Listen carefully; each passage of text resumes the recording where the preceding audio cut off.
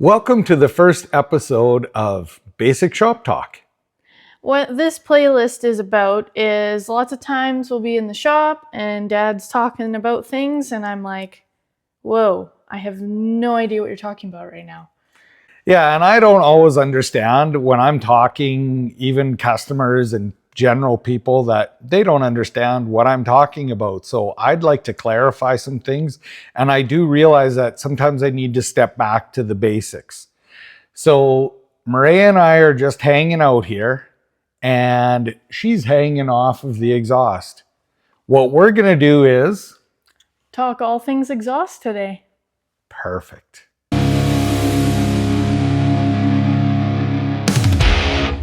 First things first, we got an engine, so why do we need exhaust? All right, I'm going to try and stick to the actual basics of why we need exhaust. Exhaust is going to direct the waste gas out of the engine. So we have the engine right here, and this is the cylinder head. We're not talking about that. This bolt right here, it's just temporary bolt right now, but this is bolting the header. So this is a header flange. This is a header. And there's a lot of different designs in exhaust and a lot of different kinds of exhaust. And we'll do that in other videos based on manifolds and headers and stuff like that. For now, this is a long tube header. And it is taking all of the waste gas that comes out of that head, because we have air and fuel going in. Then we have a bang and we have all that hot gas that has to come out the exhaust. So the exhaust is designed to do that very well. In this case, we have a header. This is high performance. So what are these called again? Well, those are bungs that we weld into the exhaust. And what they're for is so that we can actually see what is coming out of the engine, so we can change how fuel and air go into the engine. And this is a gasoline vehicle, and we use, this isn't staged at all. I had this in my pocket because I carry one. This is an oxygen sensor. So we'll talk more about oxygen sensors one day. I'm sure people have heard a lot about them, but we have one exhaust sensor on each side that are on the inside that we're going to be screwing in. And those exhaust sensors are for the computer in the car. We have one bung out here that we're going to put oxygen sensor in that we can use to tune on the dyno. And then we're going to actually be adding another oxygen sensor to the outside of this one. And this is going to be for my laptop when I'm tuning. Neat. And so what are these clamps for? So this is just so that we can remove the exhaust easily to work on the car. This is a V-band clamp. We'll talk about clamps another day because there's all sorts of different clamps, but this is kind of the highest quality clamp that we can get. So why does the exhaust come together and then branch off again?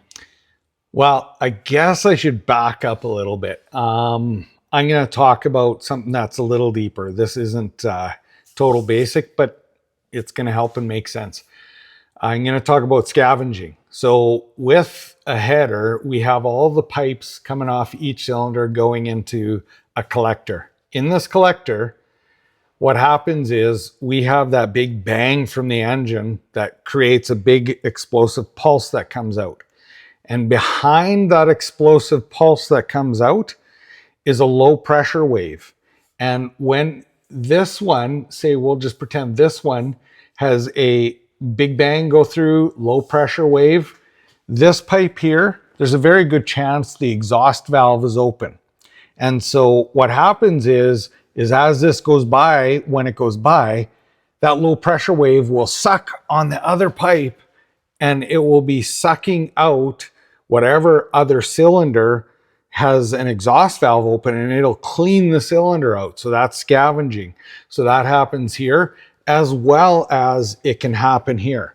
Now, in this car, we want dual exhaust. Factory cars will have, like on a V engine, we'll have two pipes coming off and they join into one, and a single exhaust mainly usually goes out. And where it collects into that single exhaust, that helps scavenging as well. Well, we want dual exhaust on this. So we have a point where we can improve some scavenging effect here as well, because we can share the vacuum wherever it hits here, or the low pressure area where it hits here, to clean out the cylinders on the other side. Wow. I have been answering all the questions so far, but what are those? Well, those are mounts for the exhaust, so they're attached to the frame. So why do we need those mounts? So it holds the exhaust up, so it's not dragging on the ground? Exactly. But as well, it keeps the exhaust from banging around and hitting other things. So we need multiple mounts. In this car, the headers are mounted to the engine. The engine flexes, and these exhaust mounts actually are flexible. So when the front of the car moves, this can flex as well. So we have a long piece of pipe. Our next mounts are here, and then the other mounts are at the back. Now, just a quick note, the front on this exhaust is all made out of stainless steel. So it is a different kind of metal than the back. The back of the exhaust on this is aluminum, and then our tips are stainless. So we wanted to go a little bit lighter with the aluminum. The aluminum can change the tone of the exhaust. It is very uncommon. Normally, there is no aluminum in exhaust. But I've had a few cars where I got good success with using the aluminum, so I'm carrying on with that. That's pretty cool. Mm-hmm. Can you tell us about these? Yeah, so these are muffler bearings. Okay. These are our mufflers. There's no such a thing as muffler bearings. So if someone's trying to pull the wool over your eyes with muffler bearings, yeah, that's not legit. But there is something very cool that I do want to highlight on these. These are Valvetronic brand mufflers. And what they have on here is they actually have a vacuum operated valve.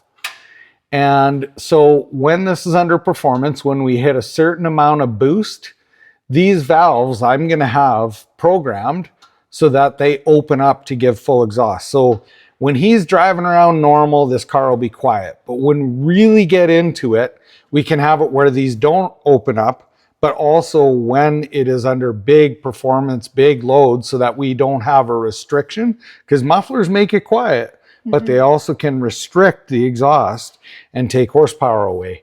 Well, we're going to have it where these will open up. And the Valvetronic exhaust is really cool because normal exhaust dumps, we'll talk more about that later, where people dump the exhaust, but they dump it into the atmosphere, so the car gets really, really loud.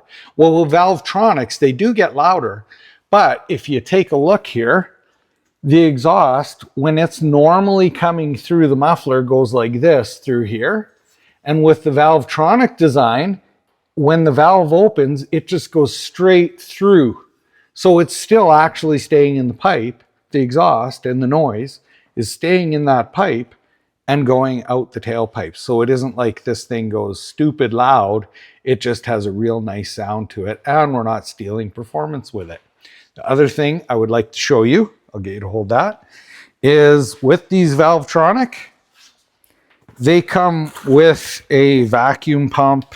They come with a remote, and then there's some hookup stuff in here, which we're going to actually change. I'm going to make this run off of a sensor that will open that when we get into boost. Now, we'll talk about boost and NA in another video, but this has a supercharger on it, this car. That's for another video.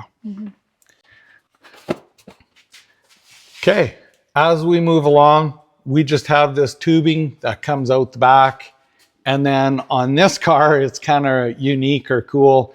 He wanted some unique tips. So we have a mount right here that holds the back of the car up.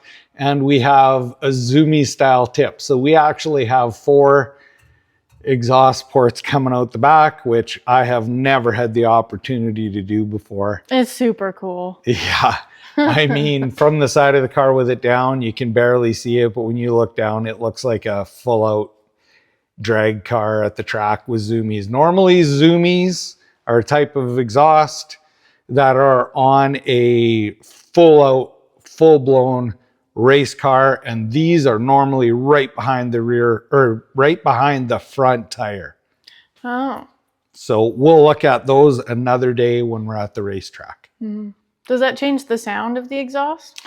Well, yeah, actually, so different tips do change the sound of the exhaust. So there are, you know what, we should actually do a video another time of the different sounds of what tips do. That'd be cool. Yeah. So, but yes, they will modify the sound of the exhaust, but I've never done this before.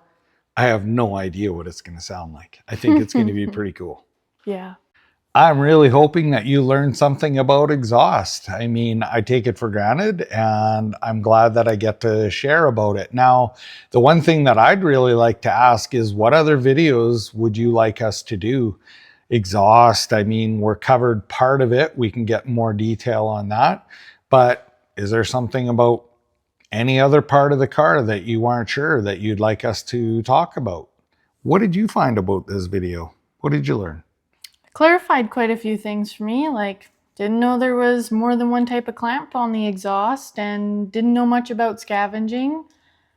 So that'd be something we could probably do a video on maybe if you guys would be interested in that. Definitely. I think when we do the different types of manifolds and headers and stuff like that, we can talk more in detail about scavenging. That would be very interesting. Yeah. And then too about the tips on the end of the exhaust there. That'd be kind of a neat thing to explore as well. Yeah, I think we're going to have to do that on our own vehicle. What we should do is make a whole bunch of different tips and throw them on something and see what kind of sound changes we have. Not sure how it'll come through the video, but that'd be kind of fun to try. Try it out. Anyway, if you don't mind, please like, share, and subscribe. Thanks for joining us. Thanks.